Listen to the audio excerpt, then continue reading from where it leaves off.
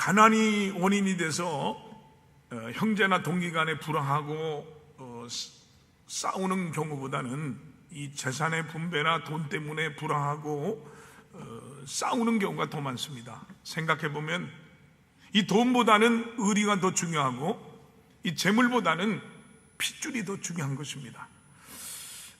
그러나 돈 때문에 형제가 적이 되고 친구가 원수가 되고 이 동지가 등을 돌리는 경우들이 허다한 세태를 바라보면서 서글픈 마음을 금할 길이 없습니다. 백두산 정상에 천지라는 호수가 있는데요, 여기서 동쪽으로 흐르는 물은 두만강을 이루고 서쪽으로 흐르는 물은 압록강을 이루고 또 북쪽으로 흐르는 강은 송하강을 이룬다고 합니다. 이 강들의 근원이 결국 천지 호수인 것처럼 우리들의 사언행의 근원은 이 마음이라고 말할 수 있습니다. 그러므로 이 마음은 행동의 원천입니다. 마음은 그 사람의 삶을 결정하는 열쇠입니다. 이 마음이 굳은 사람은 굳은 인생을 살고 마음이 삐뚤어진 사람은 삐뚤어진 인생을 살게 되는 것입니다. 마음이 닫힌 사람은 닫힌 인생을 살고 마음이 열린 사람은 열린 인생을 살게 됩니다. 마음이 즐거운 사람은 즐거운 인생을 살고 마음이 슬픈 사람은 슬픈 인생을 살게 되는 것입니다. 그래서 잠언서 4장 23절에 보니까 모든 지킬 만한 것 중에 더욱 내 마음을 지키라, 생명의 근원이 이에서 남이라 그랬어요. 성경은 마음을 생명의 근원이라고 부릅니다. 오늘 본문이 말하는 화목의 출발점도 결국은 마음입니다. 깨끗한 마음을 소유한 사람은 청정한 인생을 살고 추잡한 마음을 가진 사람은 난잡한 인생을 살고 부지런한 마음을 가진 사람은 부지런한 인생을 살고 게으른 마음을 지닌 사람은 게으른 인생을 살게 되는 것입니다. 항상 불평하는 마음을 가진 사람은 불평하는 인생을 살고 감사하는 마음을 가진 사람은 감사한 인생을 살게 되는 것입니다. 이처럼 인생은 이 마음가짐에 달려 있습니다. 이 비좁은 마음을 가지면 비좁은 인생을 살게 되고 답답한 마음을 가진 사람은 답답한 인생을 살고 고상한 마음을 가진 사람은 고상한 인생을 살기 마련입니다. 인생은 외모에 의해서 결정되는 것이 아니라 그가 지니고 있는 그 마음의 상태를 따라 이루어지는 것입니다. 키가 크다고 큰 인생을 사는 것이 아니요, 이 몸이 뚱뚱하다고 풍요로운 인생을 사는 것도 아니요, 몸이 훌쩍하다 그래서 가냘픈 인생을 사는 것도 아닙니다. 얼굴이 아름답고 잘생겼다고 아름다운 인생을 사는 것이 아니요, 이 마음이 아름답고 잘생겨야 아름다운 인생을 사는 것입니다. 그 사람의 행동은 그 사람 마음의 반영입니다. 그러므로 선한 행동은 선한 마음의 그림자요, 악한 행동은 악한 마음의 결과인 겁니다. 째째한 마음은 째째한 열매를 맺고 멋있는 마음은 멋진 삶의 열매를 맺는 것입니다. 유대인의 탈무드는 사람이 세상에서 가장 먼저 씨름해야 될 싸움은 자기 자신의 마음과의 싸움이라고 가르칩니다. 옛 랍비들의 격언에 이런 말이 있습니다. 밭을 갈기 전에 먼저 자기 마음의 돌을 골라내라 라고 했습니다. 이런 뜻에서 오늘 저는 이 옹졸하고 답답한 비좁은 마음, 다친 마음을 한번 지적해 보려고 합니다. 우리는 최첨단 시대에 살고 있지만 잃어버린 것들이 너무 많습니다. 특별히 그 중에도 우리들이 잃어버린 언어, 화목이 있습니다. 전 세계가 화목을 잃어버리고 여기저기서 전쟁 중입니다. 우리 사회가 서로 화목하지 못하고 싸우고 다투고 있고요, 여야 정치인들이 화목하지 못하고 싸우고 있고요, 교회 안에서조차 성도끼리 화목을 잃어버리고 싸우고 있습니다. 가슴이 아픕니다. 에덴에서부터 아담이 하나님의 말씀에 불순종함으로 갈등이 시작되면서 끊임없이 인생들은 이 갈등 속에서 살아갑니다. 1990년대로 기억하는데 보스니아 내전 당시 사라예보의 라틴 다리를 사이에 두고 한때 이웃으로 함께 웃고 식사하고 화목하게 살던 사람들이 서로 총을 겨누었습니다. 같은 골목에서 아이들을 함께 키우던 이웃이 민족과 종교가 다르다는 이유만으로 원수가 되었던 이 역사는 화목을 잃은 세상이 얼마나 쉽게 무너지는지를 보여줍니다. 전쟁을 멈춘 것은 무력이었지만 사람들의 마음을 다시 이어준 것은 오랜 시간에 걸친 용서와 화해의 노력이었습니다. 이 화목이 깨지는 근본 원인은 결국 죄 때문입니다. 사람과 사람 사이의 불화도 사람과 하나님 사이의 단절도 같은 뿌리에서 나옵니다. 그래서 이사야 59장 2절에 보면 오직 너희 죄악이 너희와 너희 하나님 사이를 갈라놓았고 너희 죄가 그의 얼굴을 가리어서 너희에게서 듣지 아니하시게 함이라 그랬습니다. 스티븐 코비는 갈등 속에 있는 사람은 나무만 보고 숲을 보지 못한다. 지혜로운 자는 나무 사이에서도 숲 전체를 바라본다 라고 했습니다. 아우구스티누스는 우리가 다투는 이유의 대부분은, 우리가 싸우는 모든 대부분은 우리가 무엇을 위해 살고 있는지를 잊어버렸기 때문이다 라고 했습니다. 여러분, 우리 모두가 회복해야 될 것은 이 잃어버린 언어 화목입니다. 누구와 화목해야 됩니까? 첫째는 우리는 하나님과 화목해야 됩니다. 로마서 8장 32절에 보니까 자기 아들을 아끼지 아니하시고 우리 모든 사람을 위하여 내주시니가 어찌 그 아들과 함께 모든 것을 우리에게 주시지 아니하시겠느냐 그랬습니다. 고린도후서 5장 20절에 보니까 그러므로 우리가 그리스도를 대신하여 사신이 되어 하나님이 우리를 통하여 너희를 권면하시는 것 같이 그리스도를 대신하여 간청하노니 너희는 하나님과 화목하라 그랬습니다. 골로새서 1장 20절로 22절에 보니까 그의 십자가의 피로 화평을 이루사 만물 곧 땅에 있는 것들이나 하늘에 있는 것들이 그로 말미암아 자기와 화목하게 되기를 기뻐하십니다. 전에 악한 행실로 멀리 떠나 마음으로 원수가 됐던 너희를 이제는 그의 육체의 죽음으로 말미암아 화목하게 하사 너희를 거룩하고 흠없고 책망할 것이 없는 자로 그 앞에 세우고자 하셨다 그랬습니다. 우리는 하나님과의 바른 관계에서 참된 평화를 얻을 수 있습니다. 태초에 아담이 하나님 명령을 거역하면서 하나님과 사람 사이의 바른 관계는 끊어지고 아담은 두려움에 떨면서 도망치게 됐습니다. 그의 마음에는 평화가 없었습니다. 평강이 없었습니다. 하나님을 바라볼 수 없게 됐습니다. 결국 부끄러움을 가리우고 멀리 쫓겨나게 됐습니다. 그럼에도 불구하고 하나님은 예수 그리스도를 우리에게 보내주셔서 인간의 모든 죄를 속죄하시고 십자가로 말미암아 하나님과 사람 사이의 바른 관계를 다시 맺는 은총을 허락하셨습니다. 이 은총의 사건을 통해서 우리는 옛사람의 탈을 먹고 새로운 존재가 되었고 할렐루야, 참된 평화를 누리게 된 것입니다. 죄라는 것은 어떤 것입니까? 그것은 한마디로 말하면 하나님과 사람이 서로 등지고 사는 것을 말합니다. 근원적인 죄 때문에 사람 사이에서 불화와 분쟁이 일어나게 되는 것이고 하나님과 갈등하고 불화하는 것입니다. 그러나 이 복음의 능력은 하나님과 사람 사이를 가로막았던 죄의 벽을 헐어버리고 할렐루야, 우리를 새로운 세상으로 이끌어내는 것입니다. 우리가 예수 그리스도를 만나서 그와 바른 믿음과 신뢰의 관계를 맺을 때 그는 하나님의 자녀라는 새로운 존재로 바뀌어지게 되는 것입니다. 이러한 새로운 존재야말로 화평케 하는 사람입니다. 화평은 궁극적으로 그리스도의 십자가 안에서 이루어지는 것입니다. 자신과 하나님 사이에 깨어졌던 관계가, 나와 하나님과의 사이에 깨어졌던 관계가 회복되기를 바랍니다. 종교개혁자 마틴 루터는 십자가 없는 화목은 거짓 평화요, 피 없는 용서는 공의를 모독하는 것이다 라고 말했어요. 우리 장로교 창시자인 존 칼빈은 그리스도는 우리의 죄를 제거하심으로 화목을 이루신 것이 아니라 우리의 죄를 담당하심으로 화목을 이루셨다 그랬어요.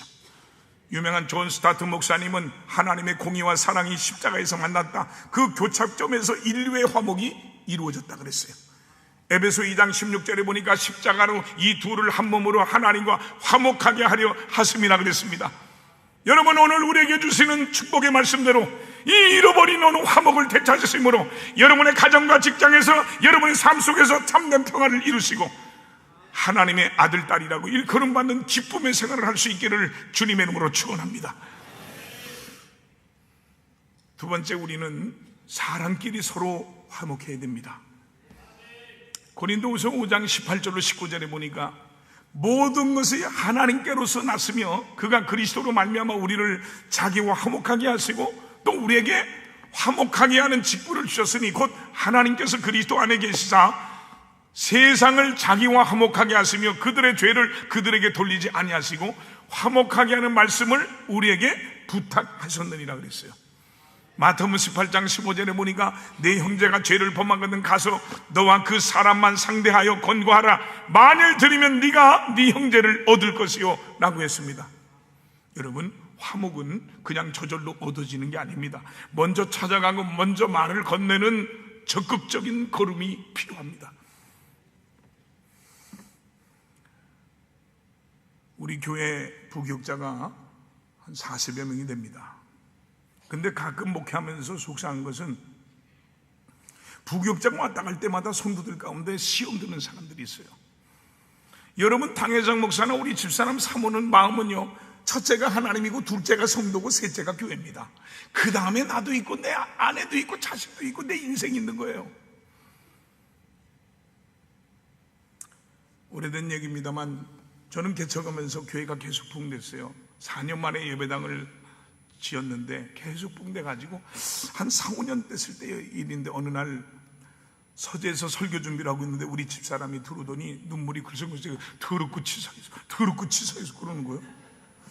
무슨 소린가 왜 그러냐 그러니까 그 당시 주안역 뒤에 우리 집사님 한 분이 가게를 냈는데 지나가다 보니까 거기 권사님, 집사님, 권사님, 성도들이 몇 분이 한 다섯 명 이상 이렇게 있더래요.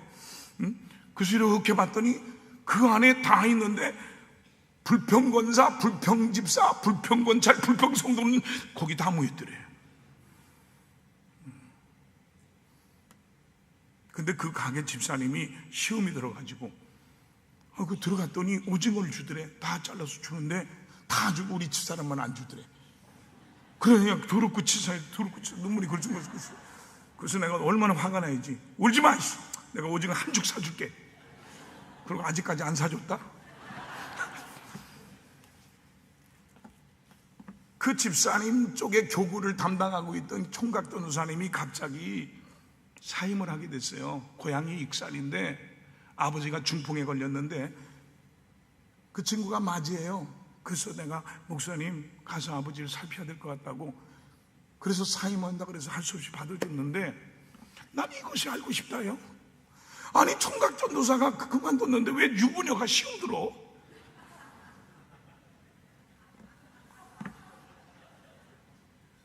그 남편 집사님이 자격증이 많아요. 뭐 전기 자격증부터 해서 한 7개인가 8개 되더라고.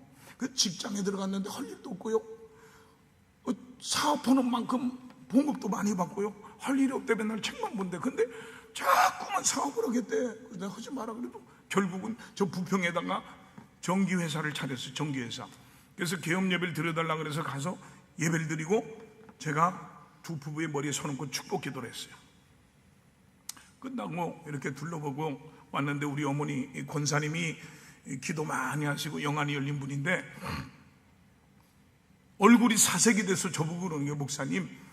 목사님이 두 사람 머리에 축복 기도하는데 큰 물고기 2마리가 보였는데 그건 축복이죠? 그런 거예요.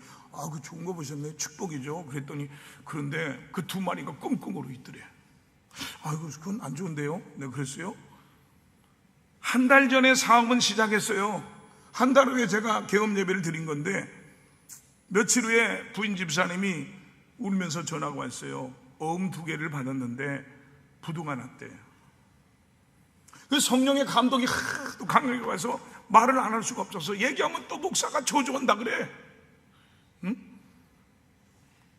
그래서 나락은 못하고 우리 어머니 기도 많이 하는 거 아시지 않습니까? 영안이 열린 분 아시지 않습니까? 내가 2분의 머리에 손 얹는데 우리 어머니가 얘기하는데 큰 물고기 2마리가 보이더랍니다. 그런데 그게 꽁꽁 얼었더랍니다. 솔직히 나라고만 하고 성도끼리 어른 거 있으면 녹이세요. 그랬더니 전화 통해서 통곡하면서 회개하는 거야. 응? 이 예배당 들어올 때도 이렇게 내가 우리 교회가 청라에 호텔 교회라고 소문났더라고. 나 웃었어. 하나님이 채워주니까 이게 된 거예요. 의자 놓을 돈도 없었어. 첫 번째 예배당을 졌는데 돈이 없어서 카텐을 못했어요. 우리 여기 박종훈 장로님께서 다 지었는데 카텐을 하고 싶은데 돈이 있어야지. 그랬더니 광고를 했었거든. 울면서 자기가 회개하는 마음으로 카텐을 해놓겠대.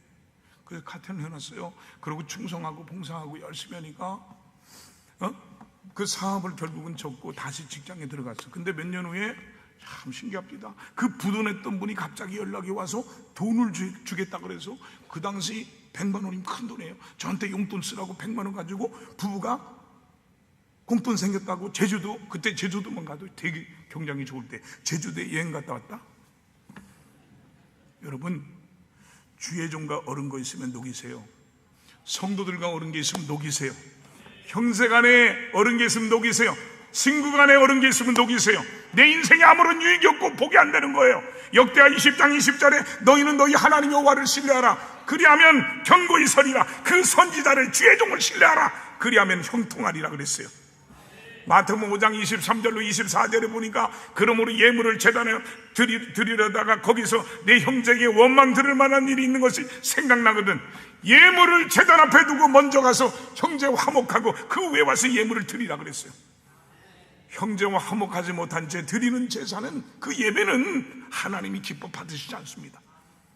그러므로 하나님이 주시는 이 영육의 축복을 받으려면 화목하는 자가 되어야 됩니다.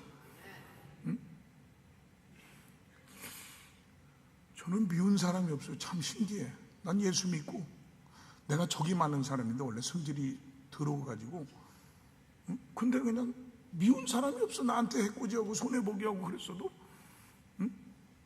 그 내가 한날 우리 집사람과 같이 먹으면서 그래서 여보 내가 좀 모자라지? 좀 또라이지? 그러니까 자기 남편이 또라이고 모자라면 되겠어요? 그러니까 아니래. 그래서 아닌 줄 알아 내가. 다 하나님이 채워줘요. 예수 잘 믿으면 바보 같아 보이는 거예요. 우리 마음속에 미움이 남아있으면 미워하는 이 자신의 마음속에 마귀가 먼저 들어와서 그 영혼을 병들게 하고 그 사람의 삶을 망가뜨리고 그 육체의 몸을 상하게 한다는 사실을 아시기 바랍니다. 로마서 12장 18절에 할 수 있거든 너희로서는 모든 사람과 더불어 화목하라 그랬습니다.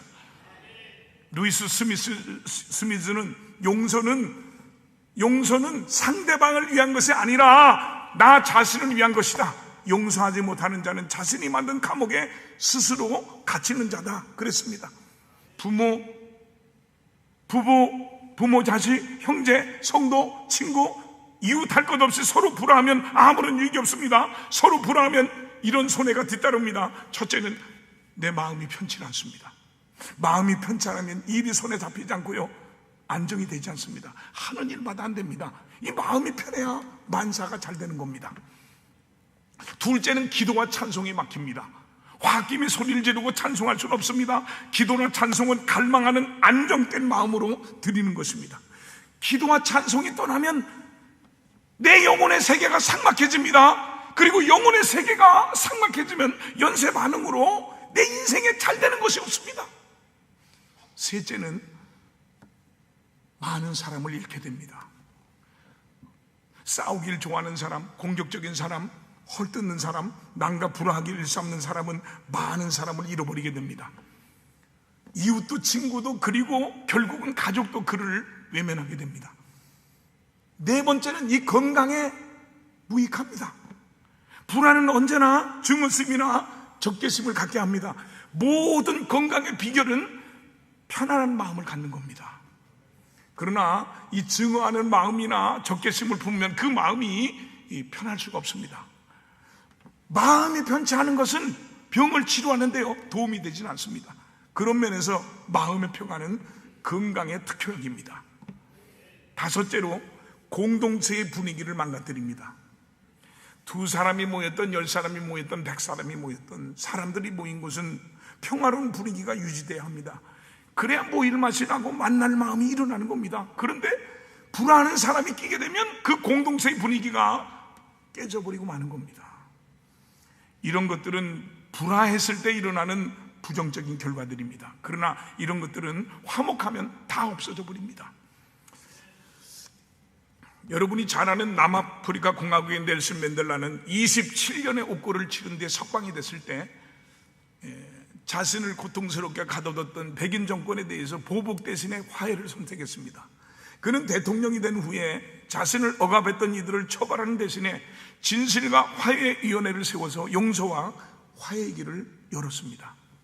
그 결과 남아공은 유혈내전으로 피하고 새로운 나라로 나갈 수 있었습니다.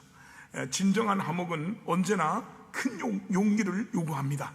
우린 여기서 중요한 결론을 내려야 됩니다. 그것은 어떻게 화목하느냐 하는 것입니다. 로마서 5장 1절에 보면 우리 주 예수 그리스도로 말미암아라는 것입니다. 로마서 3장 25절에 보면 하나님이 그의 피로서 믿음으로 말미암는 화목제물로 세우셨다고 말씀하셨고요, 고린도후서 5장 18절에 보니까 그리스도로 말미암아 우리를 자기와 화목하게 하셨다고 했습니다. 그리고 에베소 2장 14절에 보니까 그는 우리의 평화이신지라 둘로 하나를 만드사 원수된 것 곧 중간에 막힌 담을 허셨다고 했습니다. 예수 그리스도의 십자가는 세계를 하나로, 사람을 하나로, 이념을 하나로 만듭니다. 나와 너를 하나로 만듭니다. 적과 적을 하나로 만듭니다.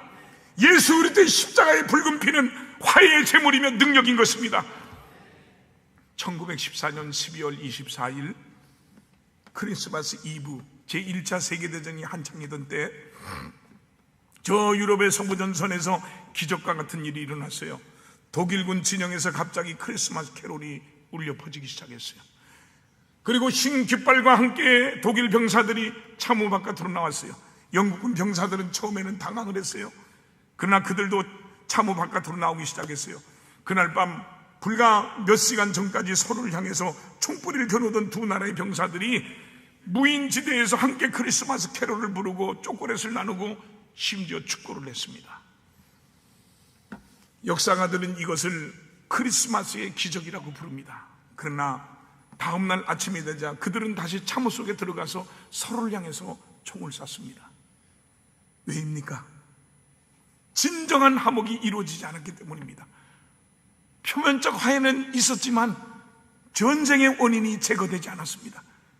사랑하는 성도 여러분, 예수 그리스도의 십자가는 이와 다릅니다. 십자가는 모든 것을 화목하게 만듭니다.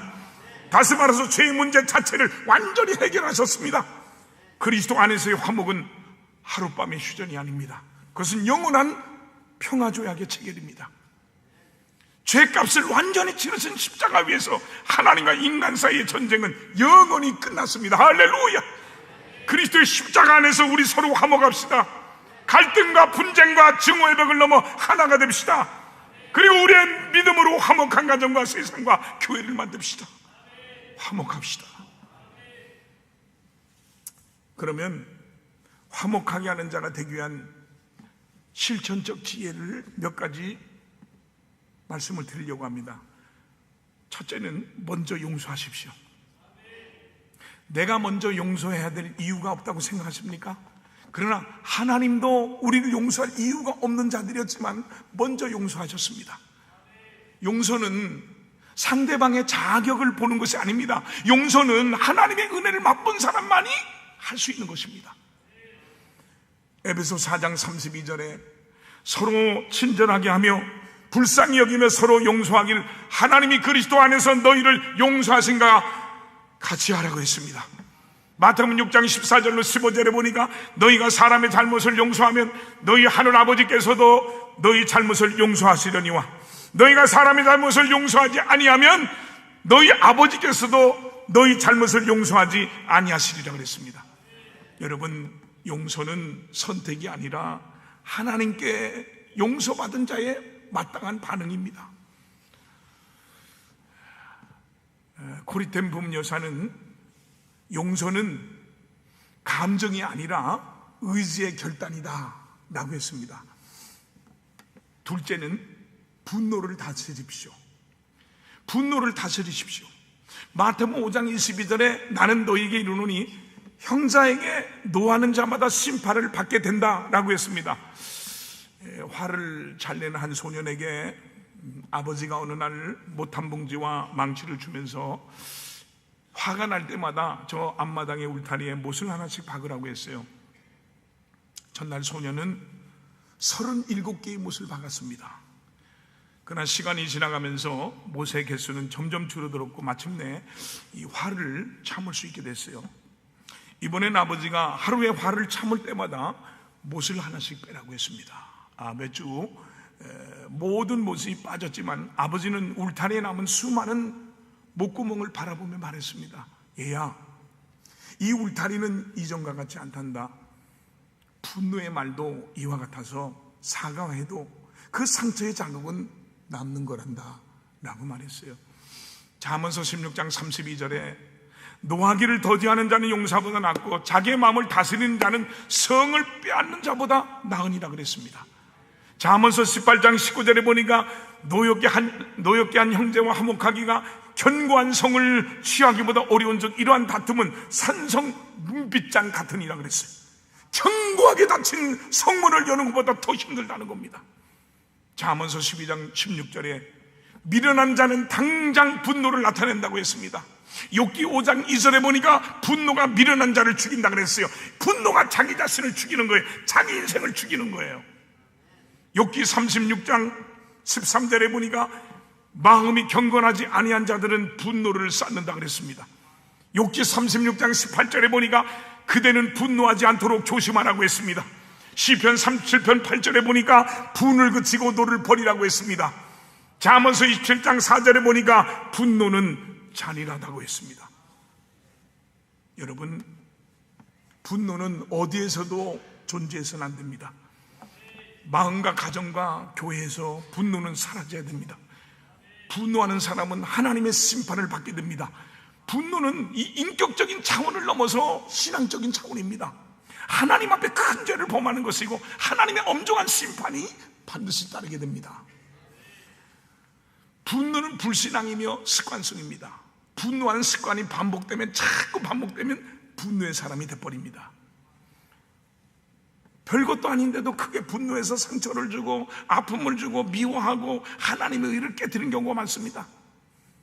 예수님은 분명히 형제에게 분노하는 것도 심판을 받는다고 경고하십니다. 여러분, 분노가 죄는 아닙니다. 에베소 4장 26절에 보면 분을 내어도 죄를 짓지 말라 그랬어요. 분노할 수 있어요. 화를 낼 수도 있어요. 그러나 분노를 주체하지 못하고 이 분노를 참지 못하고 관계를 파괴하는 방향으로 표현하는 것은 죄입니다. 이 분노는 인식하되 그 분노를 관계 파괴가 아닌 관계 회복의 에너지로 전환시켜야 됩니다. 셋째로, 말을 조심하십시오. 제2차 세계대전 당시 영국 정부의 선전 문구에는 성급하게 던진 말이 생명을 빼앗아갈 수도 있다라고 하는 것이었습니다. 자칫 내 말 한마디가, 내 한마디 말이 다른 사람의 생명을 빼앗을 수도 있고 원망을 쌓을 수도 있고 심지어 전쟁을 일으킬 수도 있습니다. 아브라함 링컨이 대통령이 되고 첫 의회에 참석을 했는데 링컨의 얼굴이 못생긴 것을 늘 꼬집던 한 의원이 일어나가지고, 링컨은 두 얼굴 가진 이중인격자입니다. 저 동물원에 가면 링컨의 친구들을 많이 볼 수 있습니다 라고 했어요. 이 의원은 무례하게 대통령의 못생긴 얼굴까지 들먹였어요. 모든 의원들이 잔뜩 긴장해서 링컨을 쳐다봤습니다. 그때 링컨은 그 의원을 바라보고, 의원님, 내가 두 개의 얼굴을 가지고 있다면 오늘같이 중요한 자리에 왜 이 못생긴 원숭이 같은 얼굴을 가지고 왔겠습니까? 라고 응시했다 그래요. 그 자리에 있던 모든 의원들이 박장대소하고 그 의원은 창피해서 슬그머니 자리에 가 앉았다고 합니다. 잘 아시는 대로 대부분의 사람들은 이 링컨 같은 순발력이 없습니다. 못생긴 사람에게 못생겼다는 것은 상처를 주는 일입니다. 원망 들을 만한 일을 한 것입니다. 여러분, 이 입은 마음의 하수구이고 말은 배설물이다 라는 말이 있습니다. 나의 말이 타인에게, 다른 사람에게 배설물이 되지 않게 하십시오. 나의 말이나 생각이 다른 사람에게 원망을 듣지 않게 해야 됩니다. 마태복음 5장 22절에 나는 너에게 이르노니 형제에게 노하는 자마다 심판을 받게 되고 형제를 대하여 나가라 하는 자는 공회에 잡혀가게 되고 미련한 놈이라 하는 자는 지옥불에 들어가게 되느니라 그랬어요. 여기 나가라는 말은 원어에 보면 텅 빈 사람, 무가치한 사람, 우둔한 사람, 어리석은 사람, 멍청한 사람이란 뜻입니다. 한마디로 욕하지 말라는 겁니다. 비방하지 말라는 겁니다. 상대 인격을 매우 경멸할 때 쓰는 욕입니다. 미련한 놈이라고 말하는 것도 욕입니다. 두 용어 모두 상대방의 인격에 참혹한 상처를 주는 욕입니다. 신앙과 인격이 부족하면 입에서 욕이 나옵니다. 장난이고 친근감의 표시로 욕을 하는 경우도 있지만 결코 유익하진 않습니다. 까다로울수록 가까울수록 더 예의를 지키고 존경하는 언어를 써야 좋은 인간관계가 계속되는 겁니다. 이 어리석은 놈아, 이 멍청한 놈아, 여러분 보고 하는 얘기는 아니고요, 이 미련한 놈아 라는 말이 지옥불에 들어갈 죄가 될 수 있다고 예수님은 경고하셨습니다. 여러분, 말 한마디가 수십 년의 관계를 한순간에 파괴할 수 있습니다. 잠언서 10장 11절에서는 의인의 입은 생명의 샘이라도 악인의 입은 독을 머금었느니라 라고 했습니다. 잠언서 18장 21절의 말씀처럼 죽고 사는 것이 혀의 힘에 달렸나니라고 했습니다. 새 지혀가 배를 산으로 보낸다는 말입니다. 짧은 말 한마디가 상황 전체를 완전히 뒤집어 놓을 수 있다는 뜻입니다. 또한 말 한마디에 천냥빛도 갚는다고 했으니 화평케 하는 말 한마디가 얼마나 큰 능력을 가졌는지 기억해야 됩니다. 여러분, 우리 모두는 화목하게 하는 언어를 사용해야 됩니다. 사람과 사람 사이를 이간질시키고 좋지 않은 말을 전달해주고 서로가 서로를 오해할 수 있는 말을 전달하는 사람은 정말 사악하고 나쁜 사람이에요. 이런 사람은 내 인생에 아무런 도움이 되지 않습니다. 배려하는 언어, 세우는 언어, 회복시키는 언어, 화목의 언어를 사용하는 복된 성도들이 다 되시기를 주님의 이름으로 축원드립니다. 여러분, 남을 욕하고 저주하면 자신이 더러워지고 인격이 땅에 떨어지고 신앙은 파괴됩니다. 사람 노릇을 못하고 어디서든지 사람 대접을 못 받습니다. 그 누구를 향해서도 욕하지 맙시다. 욕은 생각도 말고 입 밖으로 나오지 못하게 합시다. 욕을 안 할 뿐만 아니라 남을 격려하고 칭찬하고 인격을 존중하는 그런 성도가 됩시다. 화목하게 살고 모든 사람을 화목하게 만듭시다. 이런 사람이 천국의 백성입니다. 지옥 백성이 아닌 천국의 백성이 다 되시기를 주님의 이름으로 축원합니다. 네 번째로, 하나님이 원수를 갚으시기 때문입니다. 저는 내 인생에 정말 쳐다도 안 볼 사람도 있었어요. 그런 일이 있어도 친구 간에도 어떤 관계도 다 용서했어요. 하나님께 맡겼어요. 하나님이 처리하더라고. 로마서 12장 19절에 내 사랑하는 형제들아, 너희가 친히 원수를 갚지 말고 하나님의 진노하심을 맡기라. 기록되었을 때 원수 갚는 것이 내게 있으니 내가 갚으리라고 주께서 말씀하시느니라 그랬습니다. 내가 원수를 갚지 말고 하나님께 맡기면 하나님이 원수를 갚으십니다. 원수를 갚으려고 애쓰는 힘을 화해에 쏟으라는 말씀입니다. 창세기 13장 8절로 9절에 보면 아브라함이 노새에게 이르되 우리는 한 친족이나 나나 너나 내 목자나 네 목자나 서로 다투게 하지 말자. 네 앞에 온 땅이 있지 않냐? 나를 떠나라. 네가 좌하면 나는 우하고 네가 우하면 나는 좌하리라. 자, 아브라함이 복받고 잘된 비결이 뭐라고 생각하십니까? 그건 싸우지 않고 다투지 않고 화목하고 뭐든지 안구했기 때문입니다.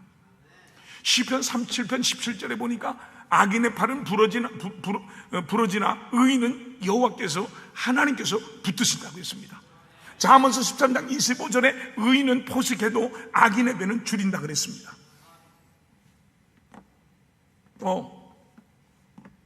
다섯째는 선으로 여섯째 했거니 선으로 악을 이기십시오.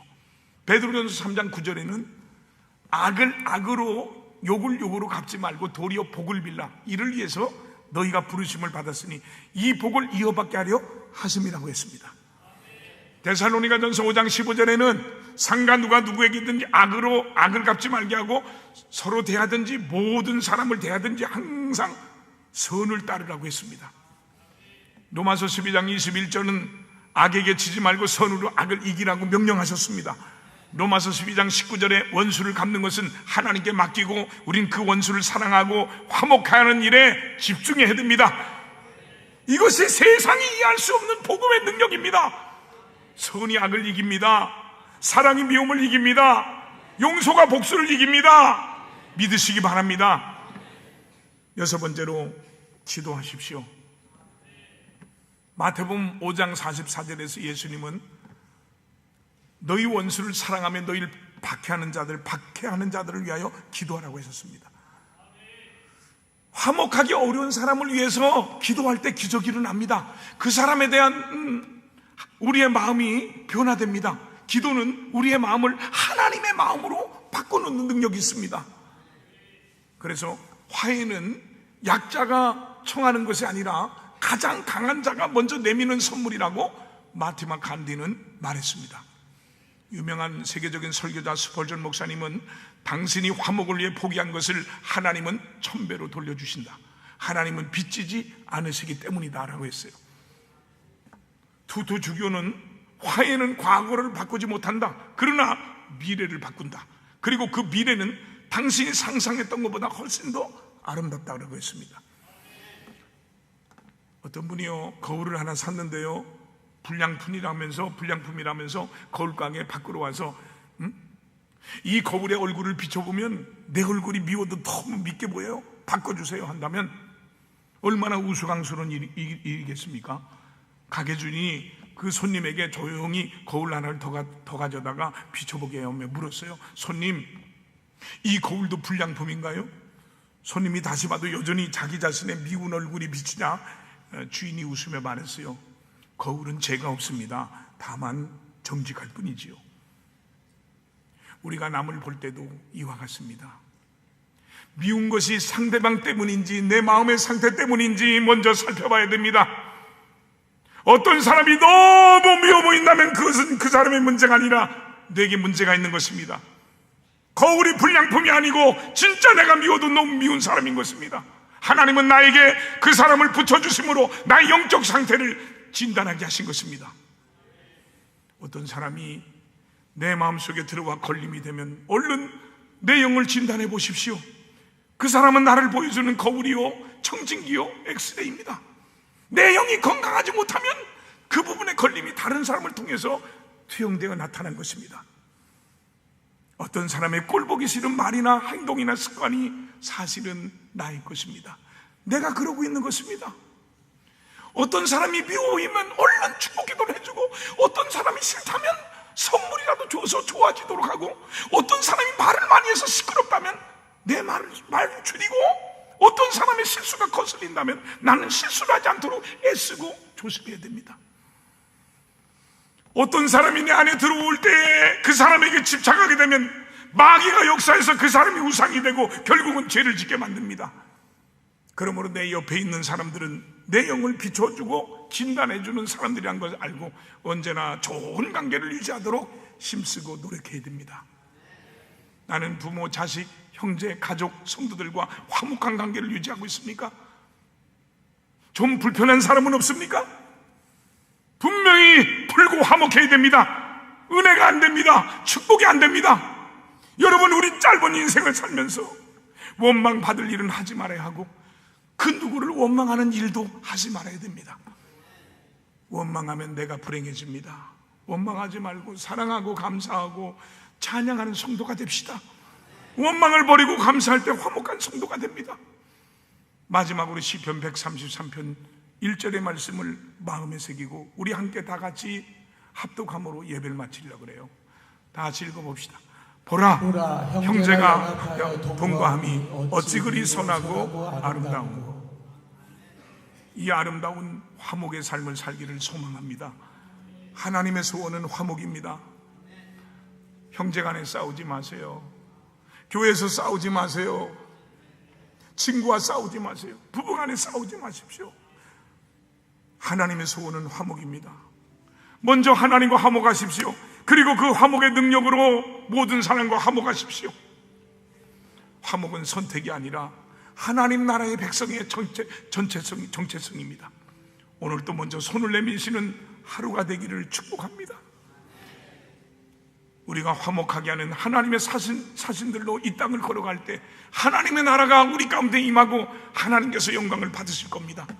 하나님께서 먼저 내미신 손을 붙잡은 성도들이요, 이제 우리도 먼저 화목의 손을 내미십시다. 잃어버린 언어, 화목을 다시 찾는 복된 성도들이 다 되시기를 주님의 이름으로 축원합니다.